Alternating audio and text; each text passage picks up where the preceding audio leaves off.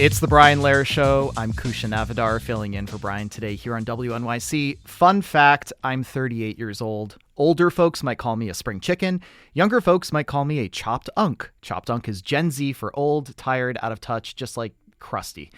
I'm in limbo. In fact, lately, I catch myself wondering, am I middle-aged? If you ask 5 people to define middle age, you might get 5 different answers. Does it start at 35, 40, 55? When does it end? It is a fuzzy chapter. The term middle age carries so much negativity among us, but maybe there's value we're missing. My next guest has been reporting about that. Julie Beck is a writer for The Atlantic and the host of their podcast, How to Touch Grass. In her recent article, When Middle Age Actually Starts, Julie asks experts about the contours of middle age, both in terms of the number of birthday candles on our cake and also the function it serves in our lives. Julie, welcome. Hi, thank you so much for having me. Of course. And listeners, we want to hear from you. When do you think middle age begins? I have a prediction that older folks will have it start at a later range for reasons I think Julie will help me explain in a moment. I also want to know how you define middle age more generally. What role does it serve in your life? If you're older and you're looking back on middle age, what advice do you have for people who are living in it? Give us a call or send us a text. We're at 212-433-9692. That's 212-433-WNYC. So, Julie, you start your article talking about being 35 and you were debating whether you were middle-aged. Do you remember when the question first popped into your head and why it preoccupied you? Yeah, well, actually, I am 36 now. The article published the day before my birthday. Oh, happy birthday. So, thank you, thank you. So I'm creeping closer and closer to middle age. It's funny, I at the phase of life that we both are in, it's sort of an age of plausible deniability, right? Sure. If we're young, we're still young. There's that still there that people are trying to reassure you that you're still young, you're not old yet, right? But you can definitely see middle age coming down the barrel, and maybe you're already there. So I was curious to find out if there was any agreed upon definition for when middle age actually starts and ends. With young adulthood, we have the legal cutoff of 18, and there's a lot of, you can argue that it starts at different times for different reasons, but we have something to grab onto. Middle age is a lot fuzzier than that. Yeah, I mean, you talked to Chip Conley in your article, who runs something called the Modern Elder Academy, and he sees middle age as this long stretch from 35 to actually 75, broken into 3 parts. There's early midlife, then core midlife, and later midlife. Walk me through that. How does that compare to the other ranges that you've heard? Yeah, I mean, like you were saying, if you ask a bunch of different people, you're going to get a bunch of different definitions. And when people do surveys on this, they get all kinds of different answers. People might say, 40 to 60. More than half of Americans think 65, the age at which you traditionally retire, is still middle-aged. There was a Wall Street Journal story that did a survey that found something like 20% of people between 25 and 34 said they felt middle-aged, which seems ridiculous, but also that's how they feel, right? Yeah. And I talked to this story, for this story, yes, Chip Conley, who thinks it goes all the way to 75. And I also talked to Margie Lockman, who has worked on the sort of biggest study of midlife in the US. And even her definition was very fuzzy. It was 40 to 60 plus or minus 10 years. So even the experts cannot quite decide. And, I'm already seeing texts come in here. One person is saying, does it really matter at all? That's something that comes up for you too, right? Like, what function does it serve in our lives to say, hey, we're labeling this as middle-aged? Yeah, I had that question too. I was like, if we cannot decide, should this even be a term? Should this even be a phrase that we use?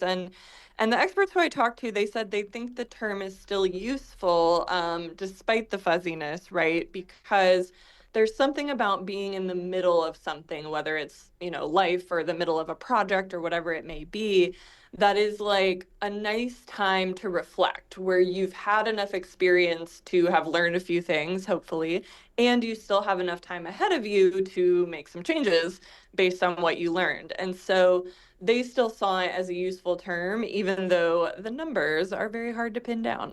Let's go to Peter in Queens. Peter, hi, welcome to the show. Hi, great to hear you. Go ahead. I'm 56. I think middle age starts at 40, ends at 55 because there's 80 to 110-year-old people. There's not 140-year-old people. I also think middle age begins when you have to buy and cook and prep and make your whole Thanksgiving dinner yourself. Oh, making Pretty your own much. Thanksgiving meal. I totally feel that. Peter, thank you so much. We've got a text here. We've got a lot of texts coming in. American youth worship, shallow, selfish, crass, stupid. Another person saying it starts at youth, parenting, middle age, elderly. Those are the categories there. Another one that says, think how an individual defines middle age depends on the age that one or both of their parents died. That's interesting. Someone whose parents died in their 90s will see middle age in 50s, 60s, versus someone who lost a parent in 60s or earlier may say middle age is 30, 40s. That's very interesting. My father actually passed away quite recently, and it has adjusted the way that I think about the chapters of my life. And I think, like you were saying, this is so much about the context of the changes in our lives and the milestones that we're hitting. I've noticed over the past couple of years that when people find out my age, they go, no way, you don't look that old at all. And I'm laughing because I wonder what's wrong with looking 38. You write about how the tools for masking aging, like Botox, retinol, even kids using anti-aging skincare have gone mainstream. Do you think that changes what looking middle-aged even means anymore? Yeah, I think we've a little bit lost the plot on like what aging is supposed to look like. And as one of your listeners was texting, I think a lot of this conversation revolves around ageism and just like the obsession we have with youth and holding on to it. We wouldn't think middle-aged is being is a bad thing, you know, if we weren't so obsessed with staying young. But people are aging, physically aging differently than they once did, right? Like whether or not, you know, you're getting Botox or insane cosmetic procedures, like people kind of just use more sunscreen and don't smoke as much as they used to, right? So there will be those TikToks you'll see where people are looking at the cast of Cheers and like, oh my God, I can't believe all these people were in their 30s. Like they don't, you know, they look like they're 50.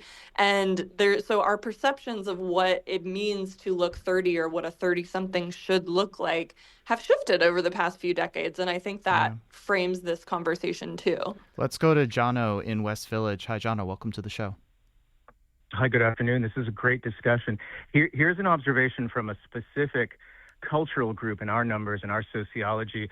I'm a gay man in my late 40s, and I'm the first generation that did not feel the direct effects of the AIDS epidemic, which took out generations which were denied the possibility of using these terms.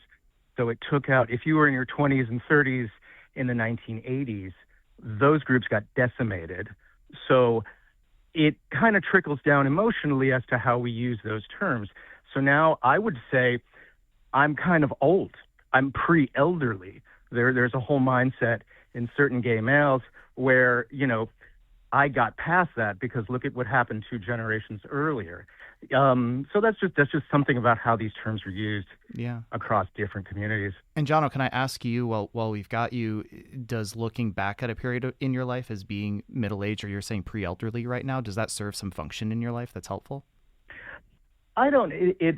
That's a great question. It does, I guess, subconsciously help me remember those generations that didn't exist. How there's no elderly gay men who were in New York who were, you know, born in the 60s, or very, very few. I was a teenager in New York City in the 80s, and I watched my older friends perish. So it affects the labels of what age I'm at.